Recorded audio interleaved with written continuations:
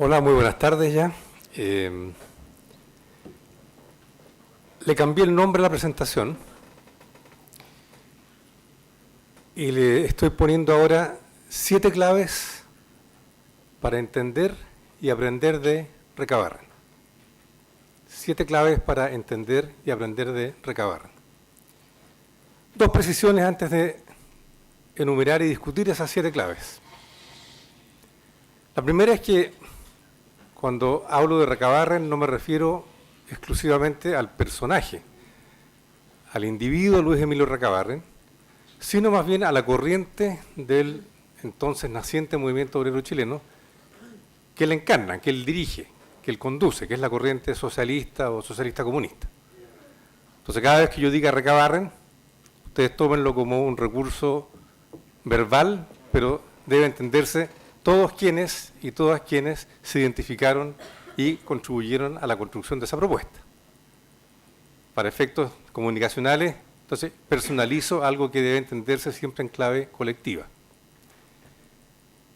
Segunda precisión, cuando hablo de claves para entender y aprender de Recabarren, me estoy refiriendo a propuestas y a formas de comportamiento de este grupo, pero también me estoy refiriendo a problemas o dilemas que no siempre se resolvieron bien. Dicho más fácil, las claves son a veces en sentido positivo y a veces en sentido negativo. Y podremos conversar más adelante qué podemos hacer con cada una de ellas. Hechas las precisiones, parto con la clave número 1, que me parece muy pertinente a este grupo, y por eso la puse primero, que es lo que podríamos llamar el culto a la educación. Recabarren y los suyos le rendían un verdadero culto a la labor pedagógica y formativa. Para ellos la educación estaba en el centro de su quehacer político y social y en el centro de esta regeneración total del ser humano y de la sociedad que ellos estaban tratando de llevar a cabo. Esto era una consecuencia más o menos obvia de una, podríamos decir, hipervaloración que estas personas tenían del saber que la humanidad había ido acumulando a lo largo de su historia. Eran unos grandes admiradores de la ciencia, de la filosofía, de todo el acervo intelectual que se había construido y que a su juicio había alcanzado una de sus expresiones más notables a partir de la Ilustración. No en vano, Eduardo Debes, que es uno de los estudiosos de esta faceta del naciente movimiento obrero, ha identificado a Recabarren y su gente como un movimiento obrero ilustrado, que creía en la ciencia, creía en la razón, creía en el progreso, y adoptaban frente a esa cultura ilustrada una postura que era bastante acrítica. Opción que, por cierto, les ha significado bastantes censuras y lecturas, ellas sí bastante más críticas, de parte de algunos de los analistas actuales de esta expresión del movimiento obrero naciente. Pero para ellos no había tales ambivalencias. La ciencia y el saber eran un tesoro que había que conservar, había que reproducir, y una de las grandes críticas que le hacían a la clase dominante era precisamente la de haber monopolizado para sí misma un saber que debía difundirse hasta los últimos extremos de la sociedad. ¿Cómo hacer eso entonces? A través de diversas expresiones de activismo educativo que ellos promovieron. Desde los grupos de estudio, que se reunían en las tardes después de la jornada de trabajo a leer y comentar textos de toda naturaleza, filosófica, científica, política, etcétera. Pasando por las escuelas nocturnas, en las cuales se enseñaban a sí mismos, desde los rudimentos a leer y a escribir, hasta expresiones un poco más complejas del conocimiento, por las bibliotecas populares, construidas por ellos mismos, y sobre todo a través de la prensa, que para Recabarren en particular era el gran vehículo, no solo de comunicación, sino que de formación política, social y cultural. Por tanto, primera clave para entender a Recabarren es esta supervaloración de la educación y algo tal vez interesante de reflexionar hoy en día, el hecho de que para ellos la educación se entendía en clave autónoma, como autoeducación. Curiosamente, a pesar de que se denunciaba y se criticaba al sistema por no educar mejor al pueblo, no se demandaba del Estado que se hiciera cargo de suplir esta carencia, sino que más bien en una línea que era, podríamos definir como una octava clave de sentido para entender a Recabarren, era bastante estructural y transversal en ello, se entendía como una acción que debían acometer los propios trabajadores. Recabarren repetía hasta el cansancio una frase de Marx: la emancipación de los trabajadores debe ser obra de los trabajadores mismos. Y esa norma, esa máxima se aplicaba a todo su accionar, también al educativo. No esperemos que la oligarquía nos eduque, porque no lo va a hacer, porque no le conviene, porque no va a entregarnos herramientas para que nosotros nos demos cuenta de lo que nos está pasando y los denunciemos y eventualmente los derroquemos, sino que eduquémonos nosotros mismos. ¿Queremos una mejor educación? Nosotros somos los encargados y los responsables de construirla. Clave número 1. Clave número 2. El poder de la organización. El poder de la organización. Recabarren y su gente eran unos convencidos de que la movilización de los pobres y de los trabajadores en pro de resolver sus grandes carencias sociales no iba a ser fruto de una acción espontánea, dispersa, individual. No iba a ser fruto de la maduración, podríamos decir, automática o mecánica de los descontentos y de las reivindicaciones insatisfechas que el pueblo había ido acumulando. No iba a ser fruto del espontaneísmo, sino que requería de organismos concretos que encauzaran, cristalizaran y condujeran estas energías hacia el logro de los objetivos que se perseguían. Y esos mecanismos, esos instrumentos eran las organizaciones populares, de todo tipo, desde las de carácter sindical, que son tal vez las que uno más asocia con este tipo de expresión social, los protosindicatos, las sociedades de resistencia en las cuales las y los trabajadores defendían sus derechos frente a los empleadores, pero que también se trasladaba a otros planos, al plano educacional, cultural, como ya comenté, al plano de la creación cultural, que era parte de su propuesta educativa, lo que comentaba Grino Rojo, el teatro, la música, se formaban coros socialistas o coros obreros, la conferencia, incluso cuando empieza a llegar el cine a Chile, que se conocía en ese tiempo con el nombre de biógrafo, Recabarren y su gente fueron de los primeros que captaron la importancia que iba a tener ese medio comunicacional y se las ingeniaron para organizar lo que ellos llamaban biógrafos obreros o biógrafos socialistas, donde se pasaban películas que eran, digamos, estaban en la línea de lo que ellos querían plantear. Entonces también en el plano de la acción cultural se requería de la organización. Recabarren era muy asiduo, estaba muy entusiasmado con las cooperativas como forma de organización y acción popular. Las cooperativas de producción, las cooperativas de consumo, las cooperativas de todo tipo. Los diarios que él fundaba solían organizarse como cooperativas, como una forma de ir demostrando en la práctica un principio alternativo de organización y acción social al de la competencia individual que prevalecía, ¿no es cierto?, en el capitalismo de la época. Por tanto, segunda clave de sentido para entender a Recabarren, la centralidad, la fuerza de la organización. Sin organización, decía él, sin unidad, la clase obrera no va a salir de la condición en la cual se encuentra. Clave número 3, la imprescindibilidad de la política. La acción política como una tarea imprescindible, ineludible para el movimiento obrero. Si bien los socialistas originarios en Chile tenían muy claro que la organización y el movimiento tenían que hacerse muy fuertes en el plano de lo social, también estaban convencidos de que por sí solo ese plano, lo que hoy en día se conocería como la sociedad civil, no iba a lograr el objetivo o los objetivos bastante ambiciosos que ellos estaban planteando, desde lo que ellos llamaban la regeneración del pueblo hasta la transformación de la sociedad. La acción política era un componente ineludible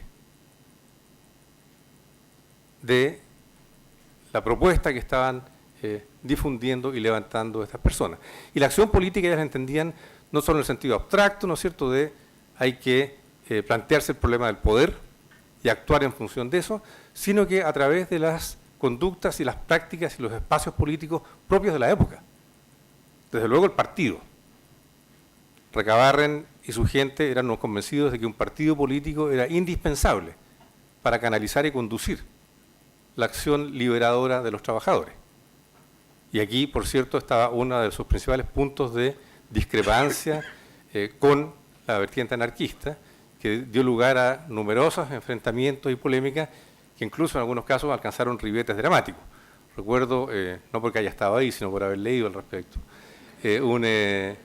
un congreso obrero que se llevó a cabo en Buenos Aires a principios de 1907, un congreso de unidad obrera, en el cual Recabarren, que estaba en ese momento en Argentina, es uno de los oradores de la socialista y es increpado por los anarquistas mucho más numerosos en esa asamblea que los socialistas, y la discusión va subiendo de tono hasta que termina con la enarbolación de revólveres y la rápida disolución de la asamblea de unidad, que claramente no logró su objetivo en vista de la profundidad de esta discrepancia que había entre socialistas y anarquistas respecto del partido. Entonces, el partido era para la vertiente socialista una herramienta fundamental, pero no solo el partido político, sino que también la participación en las instituciones políticas existentes. Recabarren y su gente participó en cuanta elección hubo en los años en que le tocó actuar, desde las municipales, pasando por las parlamentarias, hasta las presidenciales, siendo el propio Recabarren candidato a la presidencia de la República, un candidato bastante simbólico, digamos, en la elección de 1920, cuando se lo ha elegido Arturo Alessandri Palma.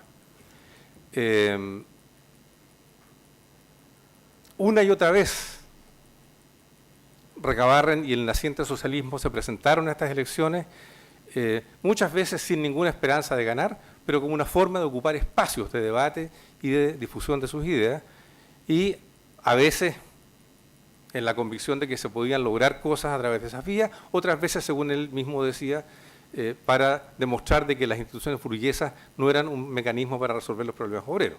Pero así todo, él se hacía presente en este tipo de prácticas políticas, lo cual nuevamente ha sido una materia de debate respecto del tipo de estrategias que el recabarrenismo difundió y hasta cierto punto instaló en la cultura política popular chilena, y respecto del cual no todos están totalmente de acuerdo. Y es una polémica, es una discusión que creo que se ha revivido muy recientemente aquí en nuestro país, en esta suerte como de dicotomía o dialéctica que se ha instalado entre la pureza del movimiento social y el desprestigio o el descrédito de las prácticas políticas habituales, que era algo que para Recabarren y su gente nunca constituyó una disyuntiva. Ellos eran convencidos de que había que estar presente en ambos espacios y que lo uno no era contradictorio con lo otro. Eran formas complementarias de movilizarse, más que formas alternativas entre las cuales había que elegir. No estoy diciendo que la opción que Recabarren y su gente adoptaron haya sido la correcta, solo digo que fue la que ellos exploraron, para bien o para mal. Y esto me lleva a la cuarta y la quinta clave de sentido para entender el recabarrenismo. La cuarta tiene que ver con lo que algunos de ustedes seguramente denominarán las trampas de la institucionalidad. Al tomar este camino de politización dentro de los parámetros en que se movía la política institucional chilena, el recabarrenismo no necesariamente se hacía ilusiones excesivas respecto de lo que se podía lograr ahí. Repito, Recabarren muchas veces iba a las campañas electorales diciendo Yo sé que si soy elegido diputado, por mí mismo no voy a cambiar el sistema explotador e inicuo que hay en Chile. Pero sí voy a tener una tribuna mucho más amplia desde la cual voy a poder denunciar este sistema. Y por lo tanto, cuando finalmente logra ser elegido y mantenerse en la Cámara de Diputados, que es el año 1921, va a usar, junto con otro correligionario suyo, obrero salitrero, Luis Víctor Cruz, ocupan ambos esa tribuna que es la Cámara de Diputados, no para pasar leyes que pudiesen beneficiar sustantivamente a la clase obrera, porque eran solo 2 sobre un número mucho más nutrido de personas, pero sí para usar la Cámara como una caja de resonancia para exponer sus ideas y para levantar sus críticas. No pretendo darle lecciones, ni sugerencias, ni recados a nadie, pero simplemente señalo de que es una opción que se toma, que personalmente pienso que tuvo el efecto de hacer más conocida esta propuesta a nivel nacional, pero que también conllevaba el riesgo de transformarse en una suerte de cooptación de este movimiento para domesticarlo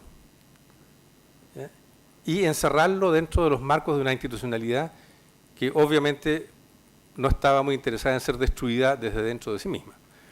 Se configura aquí uno de los temas más candentes y diría más interesantes de lo que ha sido la historia política de la izquierda chilena en el siglo XX, que tiene que ver con la relación de la izquierda con la institucionalidad. Tema que fue muy debatido, que fue tremendamente polarizador dentro de la izquierda, pero que, para bien o para mal, generó algunas de las expresiones más originales y yo diría más históricamente más interesantes de la izquierda chilena, como fue finalmente la propuesta de la Unidad Popular. No hay una ruptura entre lo que fue la propuesta de la Unidad Popular y esta práctica de hacer uso de la institucionalidad por parte del recabarrenismo naciente. Y si bien sabemos cómo terminó la Unidad Popular, de todas maneras es interesante ver por qué la izquierda chilena tomó ese camino de manera prioritaria y cuáles eran efectivamente las potencialidades o los peligros que ese camino conllevaba. Y esto nos lleva a la cuarta clave, perdón, la quinta, que tiene que ver con el tema de la alternativa a moverse dentro de esa institucionalidad, que es el tema de la violencia revolucionaria. Cuando uno se plantea qué opciones tenía este recabarrenismo naciente para actuar políticamente en un sistema que era hostil y que estaba estructurado precisamente para mantener a los trabajadores en la condición subordinada a la que estaban, cuando se opta por esta estrategia, uno se pregunta, bueno, ¿se plantearon en algún momento alguna estrategia alternativa? Y la estrategia alternativa era la estrategia de ruptura violenta del sistema, que es la que en sus planteamientos políticos privilegiaba, por ejemplo, la vertiente anarquista. ¿Cómo se planteó Recabarren y el naciente socialismo chileno frente al tema de la violencia? Entonces, este es un área interesante de discusión, porque no fue un tema eludido por ellos. Una y otra vez se planteó la posibilidad teórica de que la violencia fuese un mecanismo para alcanzar esta regeneración social a la cual apuntaba el socialismo originario. Y si uno lee los escritos de Recabarren a lo largo de los 20 años, o 25 en que duró su actividad política, uno se encuentra con varias referencias a la violencia revolucionaria como un mecanismo posible de adoptar. Ustedes saben que cuando se produce la revolución bolchevique, desde el día 1 Recabarren es un ferviente partidario de esa revolución, de la forma en que se lleva a cabo y de las prácticas que empiezan a desarrollarse a partir de allí. Él, desde el propio mes de noviembre de 1917, estando nuevamente en Buenos Aires, empieza a difundir la buena nueva que se había generado en Petrogrado y en Moscú y a defender el experimento que se estaba llevando a cabo en la Unión Soviética. Y él después viaja personalmente a principios de 1923 a la Unión Soviética, la visita en persona, y cuando vuelve, sus 2 últimos años de vida activa, se dedica a recorrer el país contando y compartiendo con sus compañeros de militancia, con la gente que lo iba a escuchar, lo que él había visto en la Unión Soviética. Por tanto, en el plano, llamémosle, de la teoría política, Recabarren nunca fue contrario, en términos teóricos o de principios, al despliegue de la violencia como instrumento de acción política. El fantasma de Recabarren se hace presente en esta sala. Claro, el oscurantismo pretende apoderarse de nosotros. Pero, dicho eso, también hay que reconocer de que en la praxis, en la estrategia y en la táctica política concreta de Recabarren, a lo largo de sus 25 años de acción militante, nunca la violencia fue un elemento que se manejó de manera deliberada, sistemática o de ningún tipo. El recabarrenismo tenía una amplia paleta de mecanismos e instrumentos de acción, pero nunca la acumulación de fuerza militar o el empleo sistemático de la violencia como forma de combatir al capitalismo figuró entre esas propuestas. Y más bien al revés, cuando hubo enfrentamientos violentos entre las fuerzas de orden, ¿no es cierto?, o el sistema y los grupos obreros, en los cuales generalmente quien salía perdiendo eran obviamente los obreros, las grandes matanzas obreras a las cuales se refería hace un rato Grino Rojo, la postura de Recabarren fue más bien de crítica a quienes habían conducido a los trabajadores a ese tipo de enfrentamientos, los cuales lo más probable era casi seguro que salieran perdiendo. No había, adviertan ustedes, no había una denuncia ética o principista a la violencia, sino que había más bien una descalificación de tipo práctico. Decía, miren, nosotros si nos ponemos en el plano de las armas y de las balas, vamos a salir perdiendo sistemáticamente. Y cada una de estas masacres que a él le tocó presenciar, porque vivió en esa época, el resultado que tenía sobre el movimiento era de desactivarlo y desmovilizarlo y desanimarlo durante muchos años. Entonces, frente al tema de la violencia, la postura de Recabarren, repito, por consideraciones más pragmáticas que filosóficas, era no nos conviene tomar ese camino porque salimos perdiendo y se desarma lo que hemos logrado armar en años de arduos y largos trabajos. Por tanto, el tema de la violencia nunca se plantea derechamente en la discusión o en la propuesta recabarrenista y queda también, así como el tema de la institucionalidad, como una de aquellas debates no resueltos o como una de aquellas disyuntivas que la izquierda chilena va a seguir cargando durante muchas décadas y que nunca terminan de resolverse del todo. Esa no resolución vendría siendo otra de las herencias que el recabarrenismo le ha dejado a la izquierda. Me quedan dos claves de sentido, que se sitúan ambas en el plano más bien de la acción cultural. La primera solo la voy a enunciar, porque de alguna manera Grino Rojo la mencionó en su presentación. El internacionalismo. La acción obrera como una acción intrínseca y necesariamente internacionalista. Le tocó a Recabarren vivir en una época de nacionalismos muy exacerbados, incluso en la clase popular que él quería movilizar y organizar. Si ustedes piensan que hoy el nacionalismo tiene mucha presencia cultural en Chile, en la época de Recabarren era mucho mayor. Y repito, no era un monopolio de las clases altas, sino que era un sentimiento, era una postura frente a la vida que estaba ampliamente diseminada a lo largo de la sociedad. Y era un nacionalismo, como suelen ser, xenofóbico, chauvinista y muy agresivo. No era solo el nacionalismo de, mire, valoro el país en el que vivo, sino que era un nacionalismo que, frente a otros países, y sobre todo los países vecinos, con quienes se había librado una guerra pocas décadas antes, adoptaba posturas muy agresivas y de enorme violencia verbal y a veces incluso violencia física. Frente a eso, el socialismo recabarrenista tuvo siempre una postura intransigentemente crítica. El nacionalismo era un segundo opio del pueblo, como lo era también para ellos la religión. Pero era un opio más peligroso y más siniestro en ese momento, porque servía una y otra vez para desmovilizar y para anular las acciones de los sectores populares por autoemanciparse y por asumir la solución de sus problemas por sí mismos.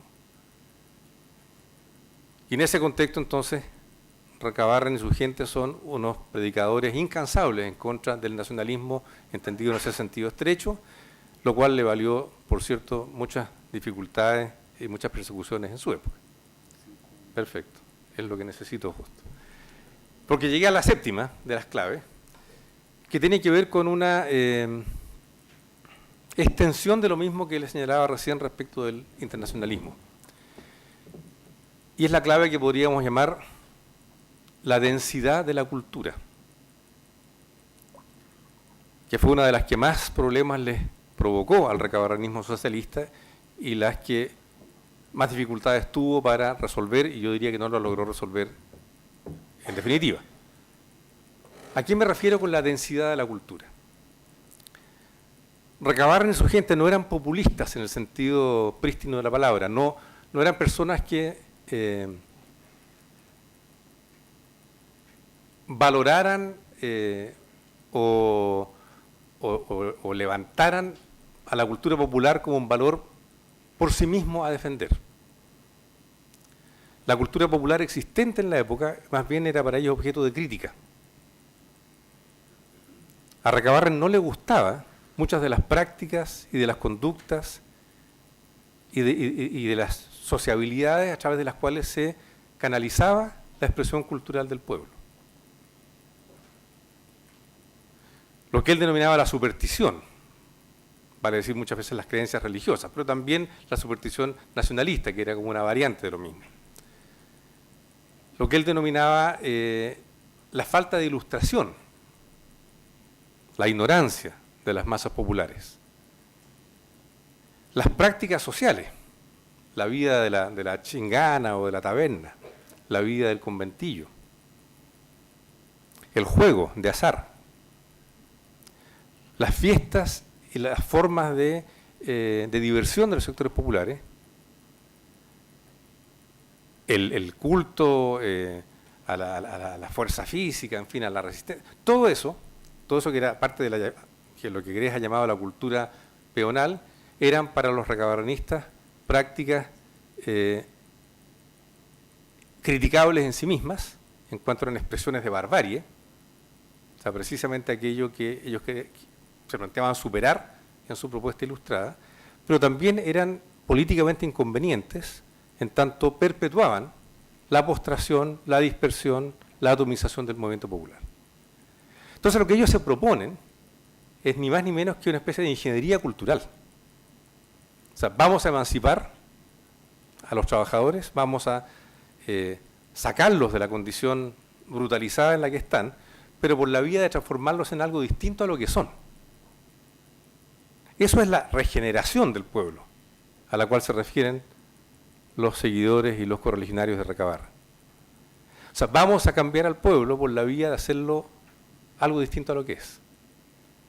No hay una exaltación de lo popular tal cual es, sino que hay una suerte de llamado a la revolución cultural.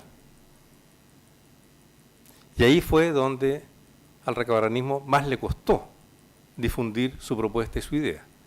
Porque esa cultura popular que ellos querían transformar de raíz se reveló mucho más refractaria y mucho más densa de lo que ellos imaginaron.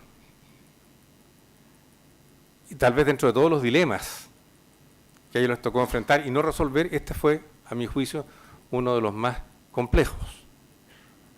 Este llamado al hombre nuevo, como si diría 5 o 6 décadas después de Recabarren.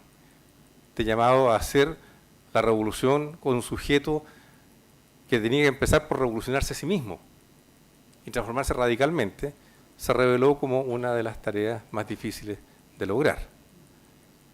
Y quizás hasta dónde sea muy consistente definir a un sujeto de la historia por la vía de negarlo, como de alguna manera u otra lo estaban haciendo los seguidores de Recabarren, que sin embargo eran parte de ese mismo sujeto, porque a diferencia de otros países del mundo y de la región, el movimiento popular y obrero chileno de comienzo del siglo XX era un movimiento de extracción y raigambre estrictamente popular.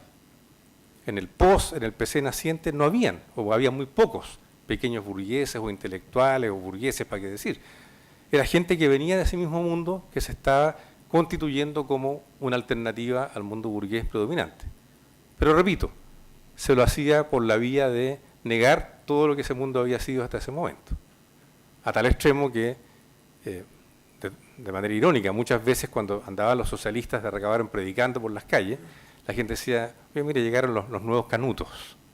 Son como los evangélicos que vienen a regenérense, hermanos, cambian su forma de ser. 7 claves de sentido para aprender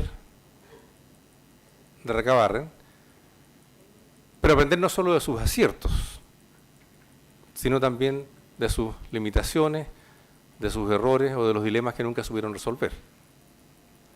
Porque ustedes saben, la historia la hacen las personas, por tanto nunca se repite, pero si de algo sirve estudiarla, es para que en esta nueva pasada, que le está tocando a ustedes, tratemos de hacerlo un poco mejor. Muchas gracias.